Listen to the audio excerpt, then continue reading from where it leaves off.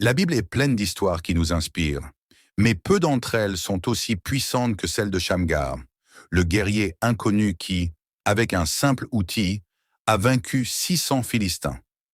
Vous êtes-vous déjà senti petit, désarmé et sans issue face à un problème immense? Sachez que, tout comme Dieu a utilisé Shamgar, il peut aussi vous fortifier, même lorsque tout semble perdu. Si vous vous êtes déjà demandé si vous aviez la force d'affronter vos défis, restez jusqu'à la fin. L'histoire de Shamgar vous montrera qu'avec Dieu, même l'improbable devient possible. L'histoire de Shamgar, le troisième juge d'Israël, est l'une de ces perles cachées dans les pages de la Bible, l'un de ces récits qui passent inaperçus, mais qui, lorsqu'ils sont découverts, nous surprennent par leur profondeur et les leçons qu'ils offrent. Imaginez un instant, nous sommes à une époque de grand désordre, où le chaos régnait en Israël. Il n'y avait pas de roi, pas de leadership unifié, et le peuple s'éloignait fréquemment de Dieu, tombant dans l'idolâtrie. Chaque fois que cela arrivait, Dieu permettait à des ennemis puissants d'envahir leur terre, de soumettre leur peuple et de provoquer souffrance et désolation. C'est exactement ce que faisaient les Philistins. Et c'est dans ce contexte que Shamgar a émergé comme une figure inattendue. Maintenant, avant de plonger dans l'incroyable histoire de Shamgar, il est important de comprendre qui il était et d'où il venait. La Bible ne nous donne pas beaucoup de détails sur ses origines, mais les quelques mots qui le décrivent sont puissants. Il n'est mentionné que dans deux versets, Juges 3.31 et Juges 5.6, ce qui peut amener beaucoup de gens à le considérer comme un personnage secondaire. Cependant, les actions de Shamgar parlent bien plus fort que n'importe quelle longue introduction. Ce n'était pas un homme au grand titre, mais ce qu'il a fait avec ses simples mains a laissé une marque éternelle. Shamgar vivait à une époque de ténèbres, où Israël était de nouveau sous le joug de ses ennemis. Cette fois-ci, l'oppresseur était le peuple philistin, connu pour sa brutalité et ses tactiques de guerre cruelles.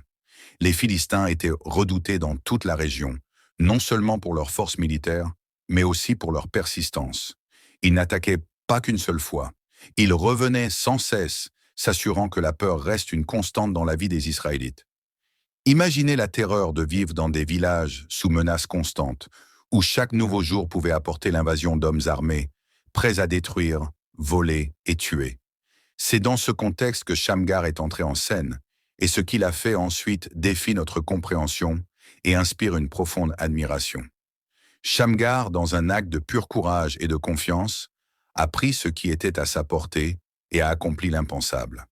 Il a affronté 600 Philistins, non pas avec une épée, ni avec une armée à ses côtés, mais avec une simple aiguillon à bœuf.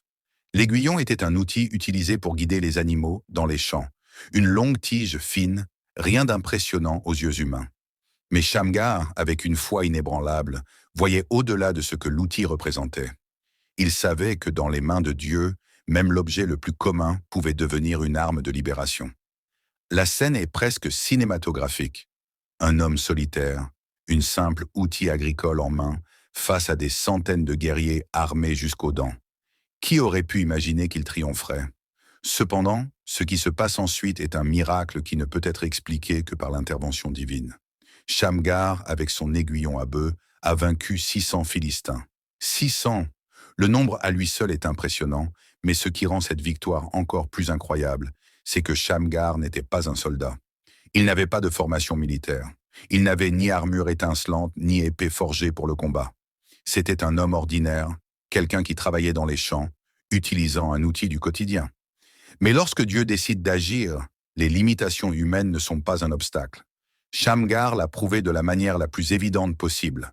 Il est devenu une arme vivante entre les mains de Dieu, et sa victoire sur les Philistins était un signe clair que le Seigneur était toujours aux côtés de son peuple, même dans les moments les plus sombres. Et voici l'une des grandes leçons de l'histoire de Shamgar. Dieu n'a pas besoin de personnes puissantes ou de grandes armées pour accomplir ses desseins. Il utilise l'improbable, l'inattendu, l'ordinaire. Et c'est un schéma que nous voyons à maintes reprises dans les Écritures. Pensez un instant à Moïse. Lorsque Dieu l'a appelé pour libérer le peuple d'Israël d'Égypte, Moïse n'avait ni épée ni armée. Qu'avait-il? Un simple bâton de berger.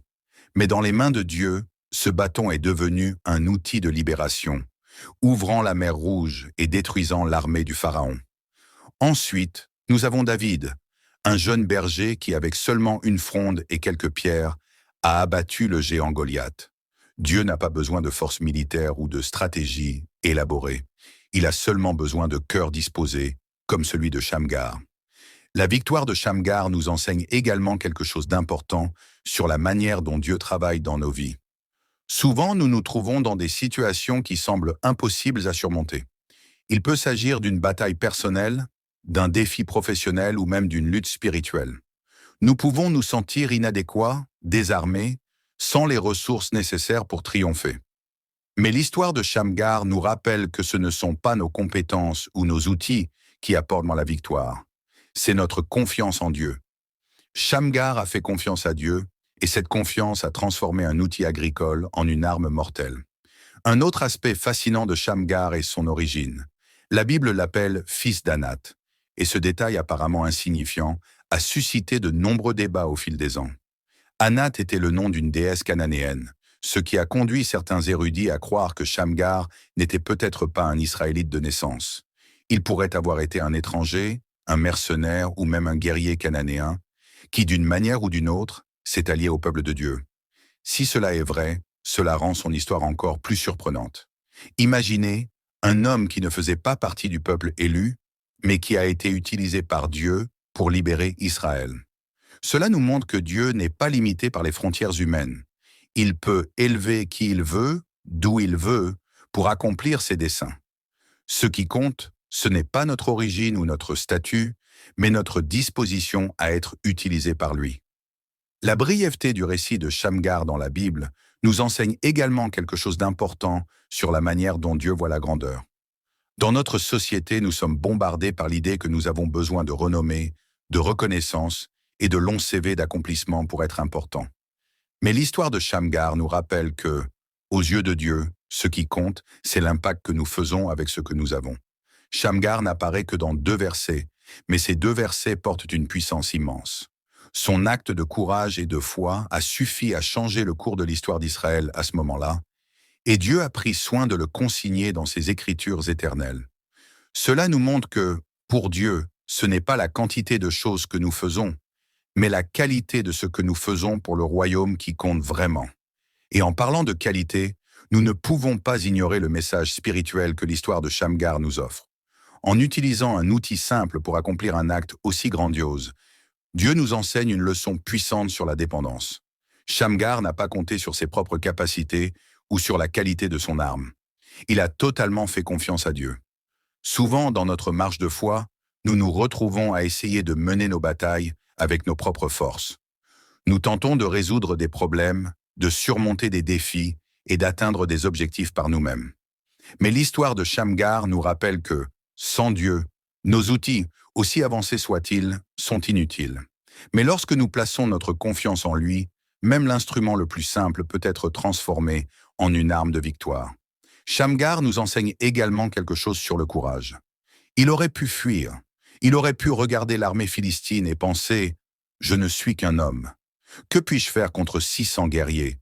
Mais il ne l'a pas fait. Il s'est levé et a combattu, sachant que Dieu était avec lui. Souvent, nous nous trouvons dans des situations où la peur semble nous paralyser. Cela peut être la peur de l'échec, la peur de l'inconnu, ou même la peur de ne pas être à la hauteur. Mais le courage de Shamgar nous rappelle que, lorsque Dieu nous appelle à agir, il nous donne aussi la force nécessaire pour faire face à n'importe quel défi. L'histoire de Shamgar ne se termine pas seulement par sa victoire sur les Philistins. Son action a marqué le début d'une période de paix temporaire pour Israël, une pause dans l'oppression qu'il subissait. Mais plus que cela, l'histoire de Shamgar sert de rappel que Dieu n'abandonne jamais son peuple.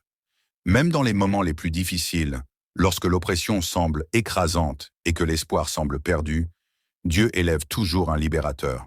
Et souvent, ce libérateur est quelqu'un que personne n'attendait, quelqu'un d'ordinaire, avec des outils ordinaires, mais avec une foi extraordinaire. Et voici le point central de l'histoire de Shamgar. Dieu utilise des personnes ordinaires pour accomplir des choses extraordinaires. S'il y a une leçon à tirer de cette histoire, c'est celle-ci. Peu importe qui nous sommes, d'où nous venons ou ce que nous avons entre nos mains. Lorsque nous plaçons notre confiance en Dieu, il peut nous utiliser pour réaliser des choses que nous n'aurions jamais imaginées. L'histoire de Shamgar nous pousse à examiner les outils que nous avons dans nos propres mains, aussi simples soient-ils, et à faire confiance au fait que, entre les mains de Dieu, ils peuvent devenir des instruments de transformation. Shamgar nous enseigne que la victoire ne dépend pas de la force du guerrier, mais de la force de Dieu. Tout comme Shamgar a vaincu 600 Philistins avec un aiguillon à bœuf, nous pouvons également affronter nos propres géants, sachant qu'avec Dieu à nos côtés, aucune bataille n'est trop grande. Si cette histoire vous a inspiré et vous a fait voir qu'avec Dieu, même l'improbable peut devenir possible, n'oubliez pas de vous abonner à la chaîne pour recevoir des vidéos comme celle-ci tous les jours. Et je vais laisser à côté 2 vidéos connexes que je suis sûr que vous allez apprécier. À bientôt!